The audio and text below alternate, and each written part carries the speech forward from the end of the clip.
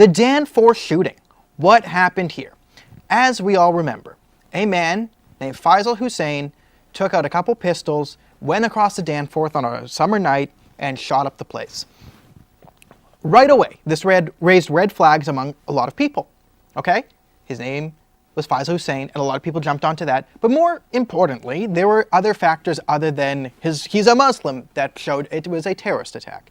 He was able to fire and reload on the move at a very high and impressive accuracy clip. A lot of terrorism experts, especially Tom Quiggin, noted that his hit rate, now people will say he only killed 2 people, but he injured like 15 others. And the reason that is, the casualties are so low because paramedic advancements have been made so much. So it's really the amount of people he managed to hit on the move with a pistol, and a pistol is not a very accurate weapon.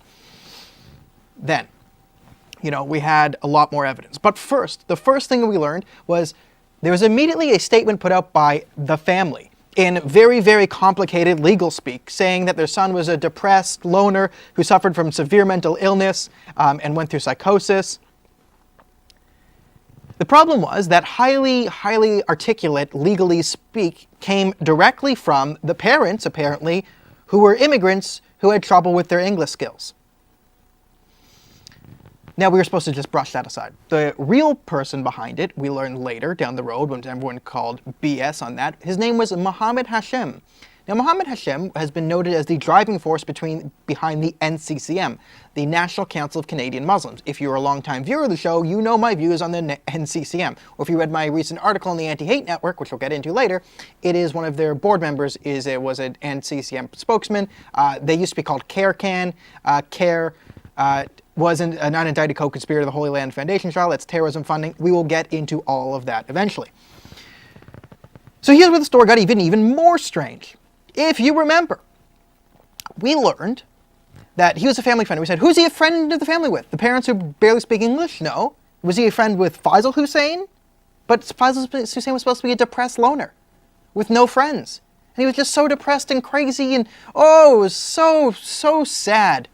So sad. Who could have predicted this? It was a complete fluke chance, right? But he was so depressed and lonely, no one could have known. So he couldn't have known him, or else that would undercut the initial statement he put out. Maybe he knew his sister. Very, very unlikely considering she's dead. And unless he's a big fan of Ouija board communication, I would nix that one out. Or was he a friend of his older brother Fahad? And that would be a very, very interesting thing. Because if you don't know a lot about the Danforth shooter, his brother Fahad's story should scare you even more. So, Faisal Hussain, the terrorist who shot up the Danforth, is in a coma. Now, it sounds like a sad story for this family, right? One son dead in a suicidal, not a terrorist attack. A daughter died, and another son in a coma. But how did he get into this coma? Faisal Hussain was arrested on drug charges in 2015, I believe, related to cocaine. Arrested again in 2017 for breaking bail conditions. And then, the condition of his new bail was he was bailed out by a man named, let me just get the name right, Masim Ansari. A reputable man, a very reputable man, Masim, apparently, high standing with the court, and they ruled that in order for bail to count, Faisal Hussain's brother, would have to go live with him, be under his supervision. Under his supervision, he suffered an overdose and was in the hospital. Now, how did he overdose? Here's where the story gets bananas. When police raided Mr. Ansari's house on a search warrant for suspicious activity that neighbors reported in, the largest drug bust in Canadian history, probably world history, was found. They found 33 guns that were probably stolen from a store in Saskatchewan, but that wasn't the interesting thing. No, not the 33 guns. That would be fine. Well, not fine, but it compared nothing to, there was 42 kilograms of carfentanil. Let's pause here. If you're Canadian or American, you probably know there's a big opiate crisis. We're having a crisis of overdoses, and a lot of people are overdosing, and you probably know this is due to fentanyl. Here's a quick explanation of fentanyl, for layman's terms. Fentanyl is a highly, highly concentrated opiate. Very, very, very dangerous stuff. Because 1 grain, not a gram, we're not talking grams, we're talking grains, like a speck of fentanyl, gets you high. A speck will get you high. 2 will get you messed up, the best high of your entire life. 3 grains of fentanyl kills you. So this is why fentanyl is so dangerous. The guy who makes your fentanyl, if he sneezes, the guy beside him sneezes, or shakes, or moves, or gets momently distracted, you're going to die. Carfentanil is over 100 times stronger than standard fentanyl. 42 kilograms of carfentanil is enough to kill everyone in Canada 10 times over. It's enough to kill everyone in North America. He could, if you dose people with that, kill every Canadian, every American, every Mexican with the amount of carfentanil fell into that room. So it's highly likely, and most experts assume, that Faisal Hussain overdosed by just being in the same room, in the same area, with that high level of carfentanil. Makes sense. Carfentanil is considered a chemical weapon by the United States, China, Russia, and many others because it is deadly. Now you might say, okay, how the hell did they get that? Maybe they're just drug dealers. Maybe Faisal Hussain wasn't a terrorist. He was just a gangster, a highly connected gangster. Maybe. But that amount of carfentanil makes no logical sense. Carfentanil, unless it's highly diluted, has no street value. So in order to dilute carfentanil, you basically have to dilute it down to fentanyl, which would take another industrial process. It would be much, much cheaper, because fentanyl isn't that expensive, to just have 42 kilograms of fentanyl. Right? Because if you give anyone carfentanil, you kill them. 1 grain will kill them, unless they get medical treatment immediately. So this had no street value. No drug dealer wants to deal carfentanil. It just kills people. Fentanyl, you understand, right? You got a 2 grains. That would get you messed up. But carfentanil will kill you if you take it. So it would be way more expensive to import that amount of carfentanil than dilute it down to a non-lethal dose. You would just get the fentanyl. Which means the likely use of that carfentanil was probably the largest terrorist attack planned in North American history. Could have killed more people than 9/11 with that. We found this out, the media found this out, but no. That wasn't the story. The Huffington Post told us the Toronto police had no motive. I find no motive. Clearly no terrorism, no hatred. Let's see what the Anti-Hate Network had to say about this action. Let's bring up the quote from the leader of the Anti-Hate Network and close personal friend of mine. That would be Bernie Farber. All right.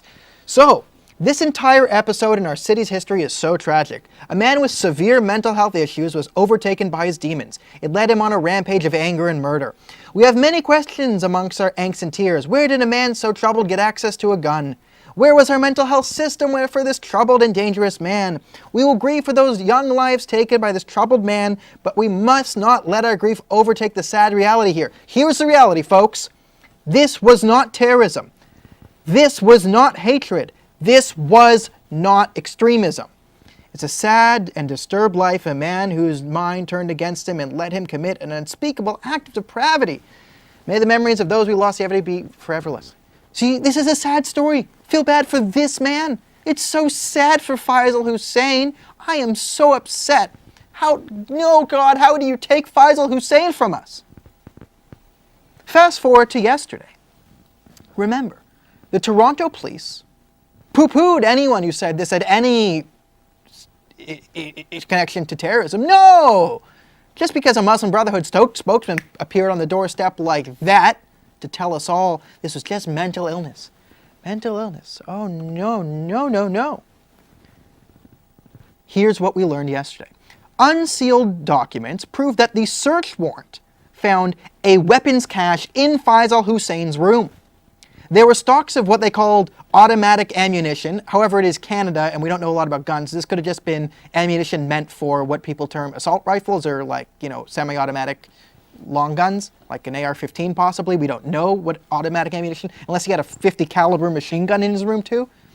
2 loaded AK-47s, 9/11 conspiracy videos.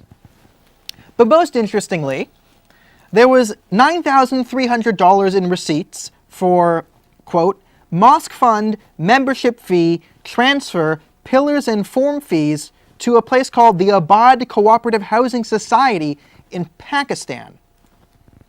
This could have been a $9,000 300 charitable donation from a man in the throes of psychosis. Just Googled house, Pakistani thing came out. But do you think this stinks a bit more? Especially when you found 2 loaded AK-47s in his room. Now, we're supposed to, of course, feel sad for the real victims of this crime. No, not the people shot or killed, the Hussain family. Remember, we were told if Canada is really about Canadians, we can forgive his parents. His parents need our love too. Yes, the ones who had a son who almost committed the most deadly terrorist attack in human history, and the one who did commit a terrorist attack in Toronto. Oh no. So here is the logic you're going to have to accept from now on. Faisal Hussain was living in an apartment with his parents. Nothing wrong with that, but apartments, especially in Toronto, tend to be smaller. Okay, it's not a gigantic mansion. Faisal Hussain suffered from severe depression, was a chronic loner, and had psychosis. His parents, who knew he was in psychosis, depressed and lonely, never, ever, ever, ever went into his room or even saw inside his room. If they did, they said, AK-47s? What are those?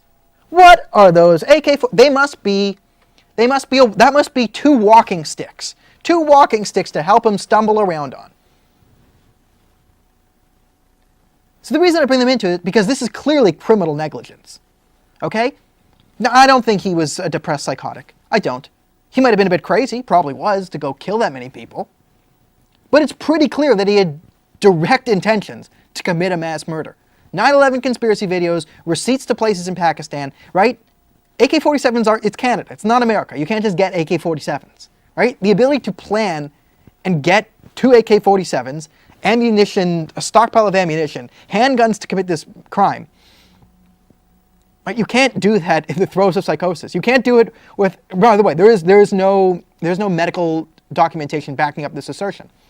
But then the Toronto police got on the media and said, after they found 9/11 conspiracy videos, links to Pakistani, whatever that is, loaded AK-47s, said there's no motive.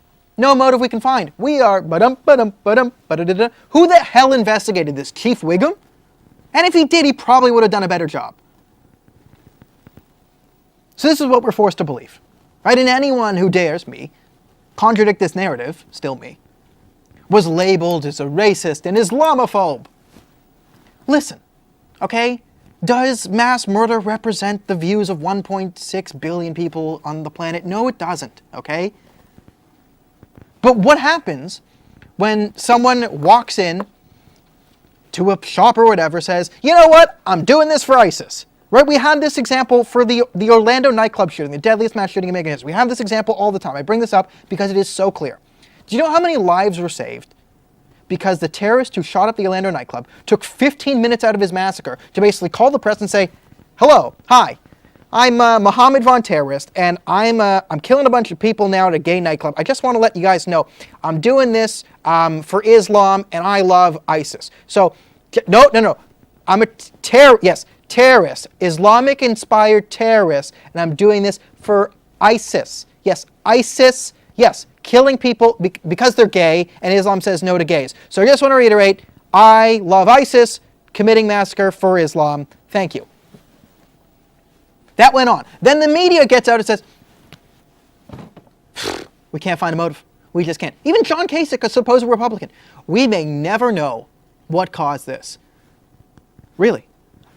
Guys, I think I cracked the case. I solved it. Right? If the media just said, you know what, we suffered a terrorist attack. You know, it sucks. Terrorist attack, Toronto strong, whatever. Let's get through this. And we were just open and honest with people, we'd get through it. But when you obfuscate and you cover up, it makes it look like this is mainstream Muslim society and we have to shush it because then it would make Muslims look bad. Why can't we just face this and then have, everyone come out and say, you know what, it was a terrorist attack, these things happen, what do we need to do to prevent it? But no, we can't even agree on that. A man shoots up the Danforth, clearly has tactical training, had AK-47s, had 9/11 conspiracy videos, had links to Pakistan, had a brother who was arrested with 42 grams of chemical weapons in his apartment. And we're all supposed to say, well, who could have seen this one coming? No motive whatsoever. Just one of those things, kids, they eat Tide Pods, do the Bird Box Challenge, commit massacres. It is, it's 2019. Just the way it is. It's bullshit. Okay? It's absolutely insane. The fact that we just can't have a media, and even the police who had this information then lied to us, knowing this would come out eventually anyway. What was the utility in this? By the way, Toronto police, the murder solve rate back in my day, 10 years ago, was 80%. It's now 40%. not doing their jobs. They took our jobs. They suck. They're sucking. Really bad.